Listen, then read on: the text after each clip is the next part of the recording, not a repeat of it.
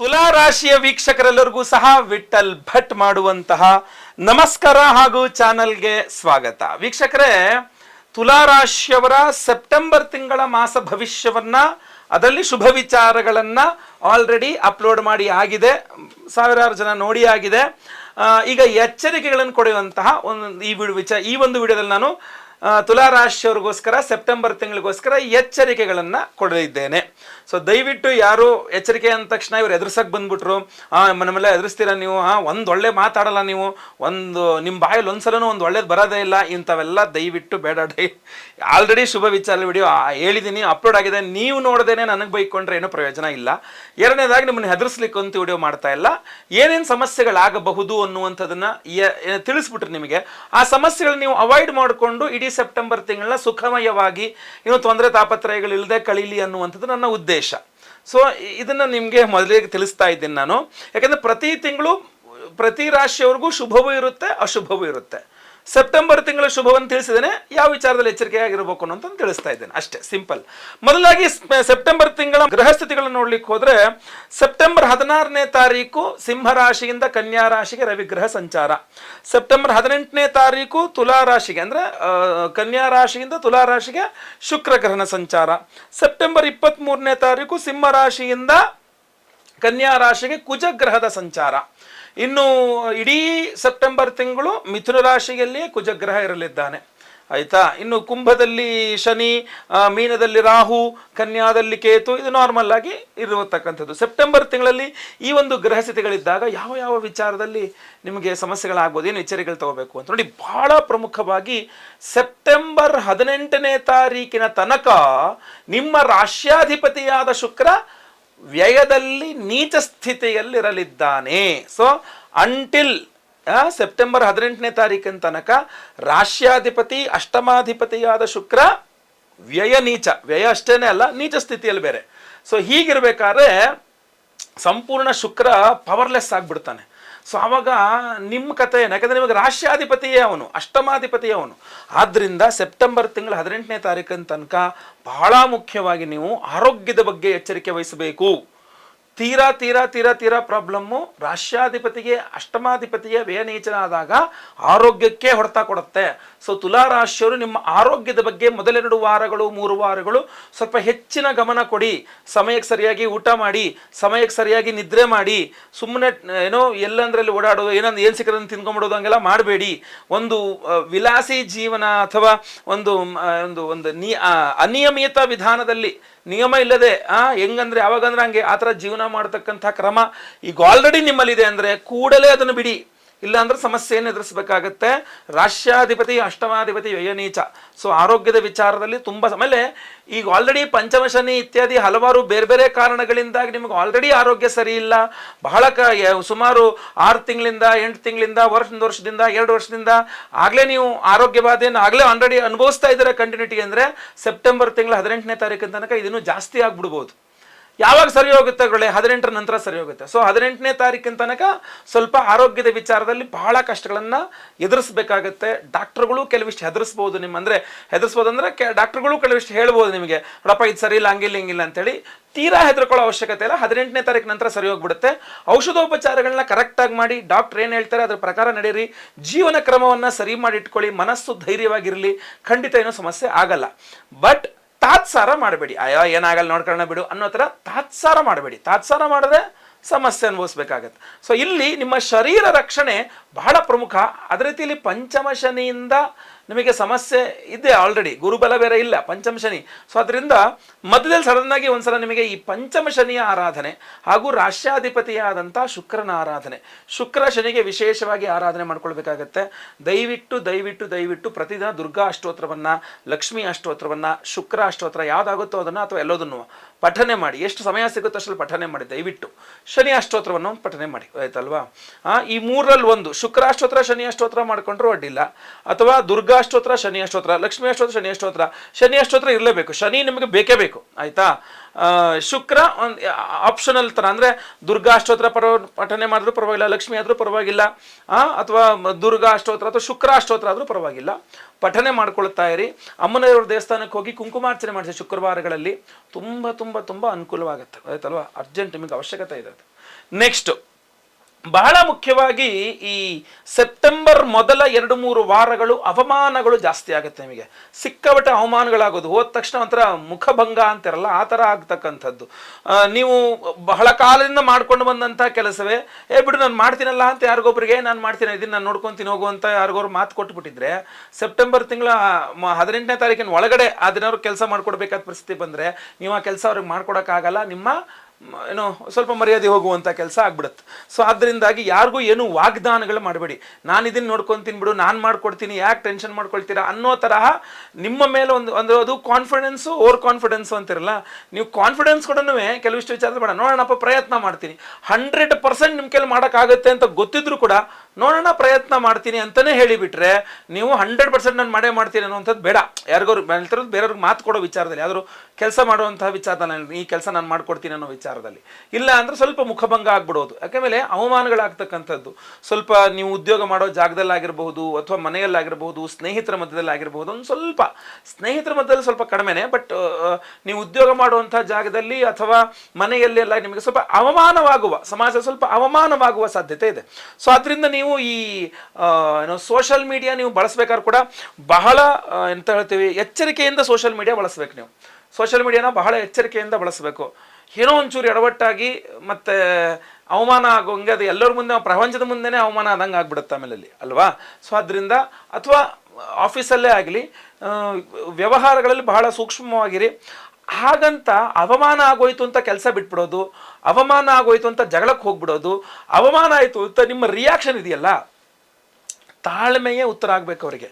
ನಿಮ್ಮ ಮುಗುಳ್ನಗೆ ಒಂದು ಹೌದಾ ನೋಡ್ಕೊತೀನಿ ಬಿಡಿ, ಆಯ್ತು ಬಿಡಿ ಅನ್ನೋ ಥರ ನಿಮ್ಮ ಆ ಸಮಾಧಾನದ ಮಾತುಗಳು, ನಿಮ್ಮ ಸಮಾಧಾನದ ನಡವಳಿಕೆ ಇದೆಯಲ್ಲ, ಇದೇ ನಿಮಗೆ ಪ್ಲಸ್ ಪಾಯಿಂಟ್ ಆಗ್ತದೆ. ನೀವು ಅದನ್ನು ಹೊರತುಪಡಿಸಿ ನಾನು ಯಾರು ಗೊತ್ತಾ, ನನ್ನ ಹತ್ರ ಎಷ್ಟು ಶಕ್ತಿ ಇದೆ ಗೊತ್ತಾ ಅನ್ನೋ ರೀತಿಯಲ್ಲಿ ನೀವೇನಾದ್ರು ಮಾಡೋಕ್ಕೆ ಹೋದರೆ ಇನ್ನೂ ಗಾಯದ ಮೇಲೆ ಬರ ಆಗುತ್ತದೆ. ಯಾಕೆಂದರೆ ಏನು ಮಾಡೋಕ್ಕಾಗಲ್ಲ, ಏನು ಮಾಡ್ಕೊಂಡಪ್ಪ ಏನು ಮಾಡೋಕ್ಕಾಗಲ್ಲ ನನ್ನ ಹತ್ರ ಅನ್ನೋ ರೀತಿಯಲ್ಲಿ ಬಂದಾಗ ಬಹಳ ಹಿಂಸೆ ಆಗುತ್ತದು, ಗೊತ್ತಾಯ್ತಲ್ವಾ? ಅವಮಾನಕ್ಕಿಂತ ದೊಡ್ಡ ಹಿಂಸೆ ಇನ್ನೊಂದಿಲ್ಲ. ಒಂದೇಟು ತಿಂದುಬಿಟ್ರು ಅಷ್ಟು ಇದಾಗಲ್ವೇನೋ, ಅವಮಾನಕ್ಕಿಂತ ಬಹಳ ಹಿಂಸೆ ಇನ್ನೊಂದಿಲ್ಲ.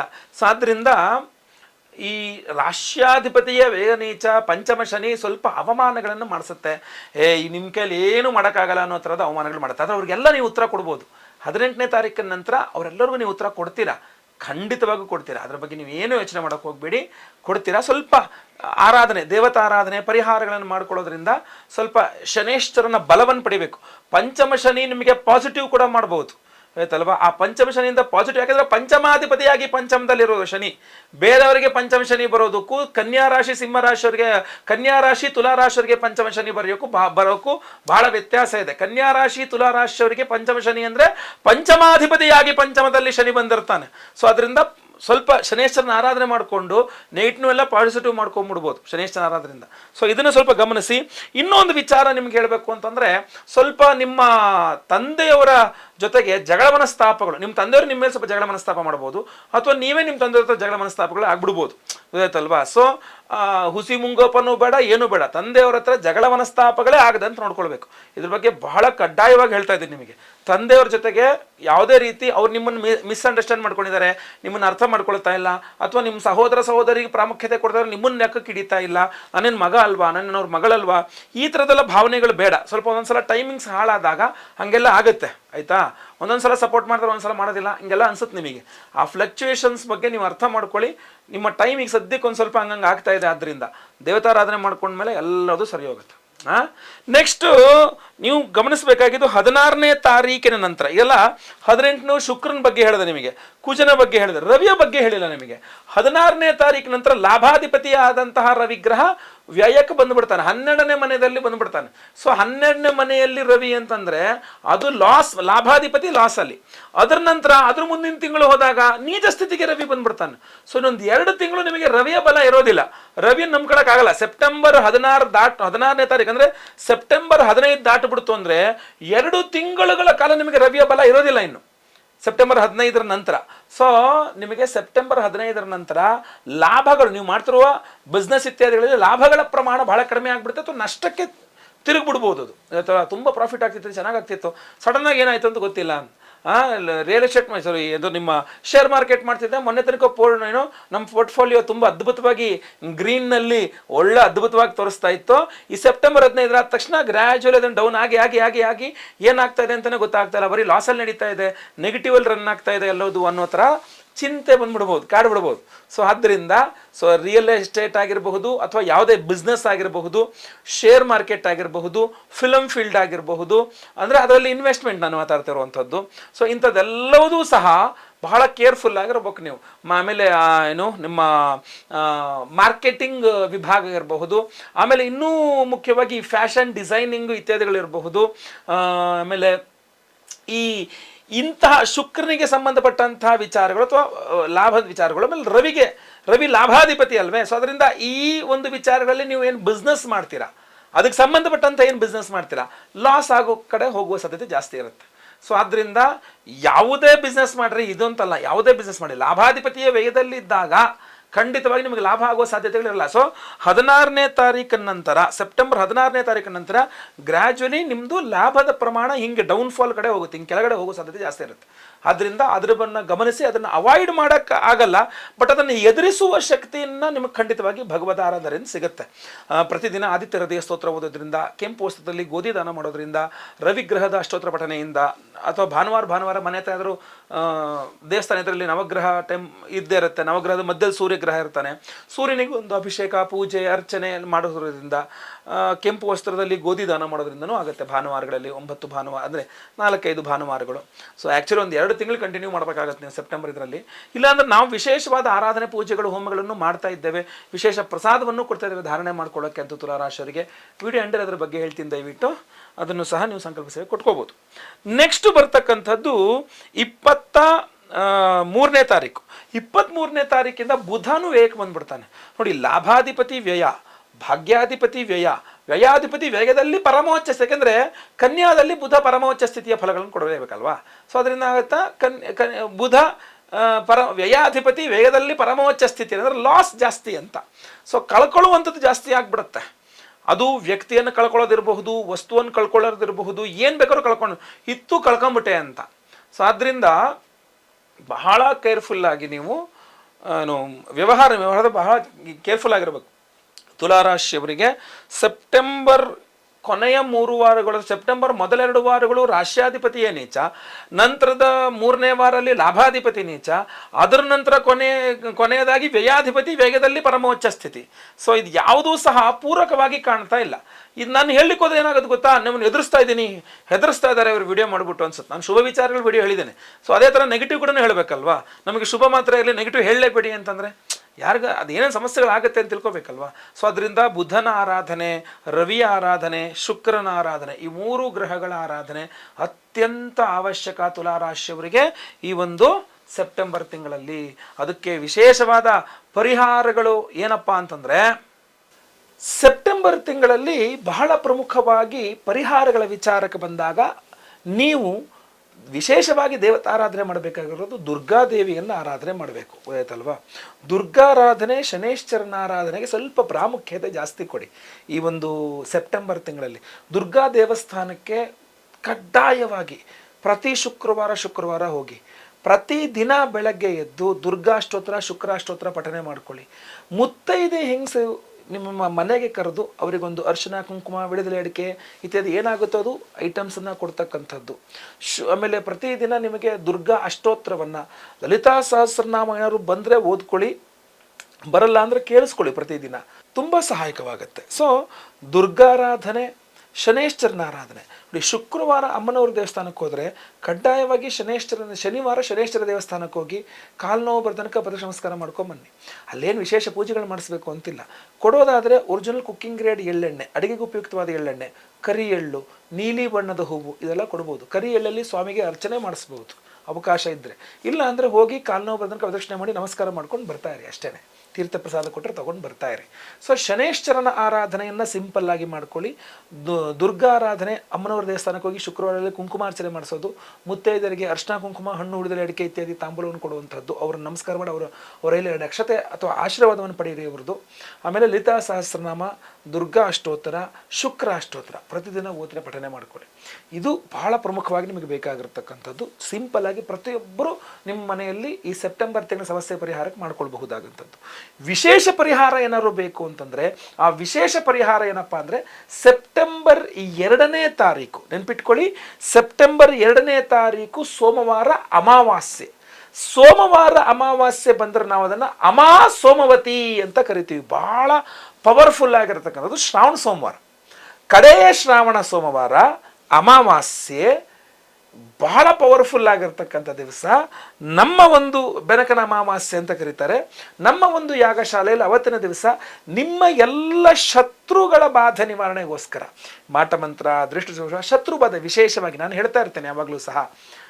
ಏನೋ ಮನುಷ್ಯನನ್ನು ಹಿಡ್ಕೊಳ್ಬೋದು, ಮನುಷ್ಯನ ಮನಸ್ಸನ್ನು ಹಿಡ್ಕೊಳಕ್ಕಾಗಲ್ಲ ಅಂತ. ಹೊಟ್ಟೆ ನೋವಿಗೆ ಔಷಧಿ ಇದೆ, ಹೊಟ್ಟೆ ಕಿಚ್ಚಿಗೆ ಔಷಧಿ ಇಲ್ಲ ಅಂತ. ಸೊ ಶತ್ರು ನಿಗ್ರಹ ಆಗಬೇಕು ಅಂದರೆ ಏನು ಮಾಡಬೇಕು? ಶತ್ರು ನಿಗ್ರಹ ವಾರಾಹಿ ದೇವಿಯನ್ನು ಆರಾಧನೆ ಮಾಡಬೇಕು. ಸೊ ನಾವು ಸೆಪ್ಟೆಂಬರ್ 2ನೇ ತಾರೀಕು ಶ್ರಾವಣ ಸೋಮವಾರ, ಕೊನೆಯ ಶ್ರಾವಣ ಸೋಮವಾರದ ದಿವಸ ಬೆನಕನ ಅಮಾವಾಸ್ಯೆ, ಅವತ್ತಿನ ದಿವಸ ಶತ್ರು ನಿಗ್ರಹ ವಾರಾಹಿ ಹೋಮವನ್ನು ಮಾಡ್ತಾ ಇದ್ದೇವೆ. So very powerful. ಅವತ್ತಿನ ದಿವಸ ಶತ್ರು ನಿಗ್ರಹ ವಾರಾಹಿ ಅಂದರೆ ಬಹಳ ಚೆನ್ನಾಗಿ ನಿಮ್ಮನ್ನು ಕಾಪಾಡ್ತದೆ, ಆಯಿತಾ? ಶತ್ರು ನಿಗ್ರಹ ವಾರಾಹಿ ಹೋಮವನ್ನು ಮಾಡಿ ಪ್ರಮುಖವಾಗಿ ಒಂದು ಸಪ್ತಚಕ್ರಗಳ ಒಂದು ಬ್ರಾಸ್ಲೆಟನ್ನು ಕೊಡ್ತಾ ಇದ್ದೆವು ಪ್ರತಿಯೊಬ್ಬರಿಗೂ ಸಹ. ಇದರಲ್ಲಿ 7 ವಿಧದ ವಿಶೇಷವಾದಂತಹ ರತ್ನಗಳಿದೆ. ನಿಮ್ಮ ಒಂದು ಸೂಕ್ಷ್ಮ ಶರೀರ ಎಂದು ಹೇಳಿದ್ರು ಪ್ರತಿಯೊಂದು ನಿಮಗೆ ಕಾಪಾಡಲಿಕ್ಕೋಸ್ಕರ ಒಂದು ಸಪ್ತಚಕ್ರಗಳ ಶರೀರದ ಸಪ್ತಚಕ್ರವನ್ನು ಸಹ ರೀಜನರೇಟ್ ಮಾಡಬಹುದು ಇದು. ಸೊ ಆದ್ದರಿಂದ ಈ ಒಂದು ವಿಶೇಷವಾದ ಸಪ್ತಚಕ್ರಗಳ ಜೊತೆಗೆ ನಾವಿಲ್ಲಿ ವಿಶೇಷವಾಗಿ ಬಳಸಿರ್ತಕ್ಕಂಥ ಉಪರತ್ನಗಳು, ಶನೇಶ್ವರನ ಒಂದು ಆರಾಧನೆ ಮಾಡಿ ಸಹಸ್ರ ಶನಿ ಶಾಂತಿ ಹೋಮ, 1000 ಸಂಖ್ಯೆಯಲ್ಲಿ ಶನೇಶ್ವರನಿಗೆ ಹೋಮವನ್ನು ಮಾಡಿ ನೀಲಮೇಘವರ್ಣಿಕಾ ರತ್ನಗಳನ್ನು ಎನರ್ಜೈಸ್ ಮಾಡಿದ್ದೇವೆ. ಸೊ ಇದು ಸಹಸ್ರ ಶನಿ ಶಾಂತಿ ಹೋಮವನ್ನು ಮಾಡಿ ನೀಲಮೇಘವರ್ಣಿಕಾ ರತ್ನಗಳು ಹಾಗೂ ವಿಶೇಷವಾಗಿ ಶತ್ರು ನಿಗ್ರಹ ವಾರಾಹಿ ಹೋಮ, ಅದ್ರ ಜೊತೆಗೆ ಕಾಲಭೈರವೇಶ್ವರ ಹೋಮ, ಕಾಲಭೈರವೇಶ್ವರನಿಗೆ ವಿಶೇಷವಾಗಿ ಆರಾಧನೆ ಮಾಡ್ತಾ ಇದ್ದೇವೆ. ಆ ಕಾಲಭೈರವೇಶ್ವರನ ಹೋಮ, ಸ್ವಯಂವರ ಪಾರ್ವತಿ ಹೋಮ, ಗುರುಶಾಂತಿ ಶನಿಶಾಂತಿ ಸಹಿತ ಮಹಾನವಗ್ರಹ ಶಾಂತಿ ಹೋಮ, ಈ ಎಲ್ಲ ಹೋಮಗಳು ಸೇರಿ ಒಬ್ಬರಿಗೆ ಒಂದೇ ಸಂಕಲ್ಪ ಸೇವೆ. ಒಂದು ಸಂಕಲ್ಪ ಸೇವೆಗೆ ಸಪ್ತಚಕ್ರಗಳ ಒಂದು ಬ್ರಾಸ್ಲೆಟ್, ನೀಲಮೇಘವರ್ಣಿಕಾ ರತ್ನಗಳೊಂದಿಗೆ ಸಪ್ತಚಕ್ರಗಳೊಂದು ಬ್ರಾಸ್ಲೆಟ್ ಕೊಡ್ತಾ ಇದ್ದೀನಿ. ಪ್ರತಿಯೊಬ್ಬರೂ ಸಹ ಧಾರಣೆ ಮಾಡಿಕೊಳ್ಬಹುದು, ಈಸಿಯಾಗಿ ಧಾರಣೆ ಮಾಡಿಕೊಂಡ್ರೆ ಆಯಿತು, ಯಾವುದೇ ರೀತಿಯ ಸಮಸ್ಯೆ ಇಲ್ಲ. ಸೊ ಸೆಪ್ಟೆಂಬರ್ 2ನೇ ತಾರೀಕು ಸೋಮವಾರ, ಕೊನೆಯ ಶ್ರಾವಣ ಸೋಮವಾರ, ಬೆನಕನ ಅಮಾವಾಸ್ಯೆ ದಿವಸ ಸಹಸ್ರ ಶನಿ ಶಾಂತಿ ಹೋಮ, 1000 ಸಂಖ್ಯೆ ಶನೀಶ್ವರಿಗೆ ಹೋಮ ಮಾಡ್ತಾ ಇದ್ದೇವೆ. ಅಂದರೆ ಪಂಚಮ ಶನಿ, ಅಷ್ಟಮ ಶನಿ, ಅರ್ಧಾಷ್ಟಮ ಶನಿ, ಸಾಡೆ ಸಾತಿ, ಯಾವುದೇ ಸಮಸ್ಯೆಗಳಿರಲಿ, ಶನಿಯ ದಶೆ, ಯಾಕೆಂದರೆ ನೋಡಿ ಶನೇಶ್ವರ ಇನ್ನು ಮುಂದಿನ ವರ್ಷದ ತನಕ ಶನೇಶ್ವರ ಕುಂಭರಾಶಿಯಲ್ಲಿರ್ತಾನೆ ಅಂತಂದರೆ 12 ರಾಶಿಯವರೆಗೂ ಶನೇಶ್ವರನ ಆರಾಧನೆ ಮಾಡಲಿಕ್ಕೆ ಇನ್ನೊಂದು ಪ್ರಧಾನವಾದಂತಹ ಸಮಯವಾಗಿರುತ್ತಿದ್ದು. ಸೊ ಆದ್ದರಿಂದ ನೆನಪಿಟ್ಕೊಳ್ಳಿ, ಶನೇಶ್ವರನ ಆರಾಧನೆ, ಸಹಸ್ರ ಶನಿ ಶಾಂತಿ ಹೋಮ, ಶತ್ರು ನಿಗ್ರಹ ವಾರಾಹಿ ಹೋಮ, ಸ್ವಯಂವರ ಪಾರ್ವತಿ ಹೋಮ, ಕಾಲಭೈರವೇಶ್ವರ ಹೋಮ, ಗುರು ಶಾಂತಿ ಹೋಮ, ನವಗ್ರಹ ಶಾಂತಿ ಹೋಮ, ಎಲ್ಲ ಹೋಮಗಳನ್ನು ಮಾಡ್ತಾ ಇದ್ದೇವೆ.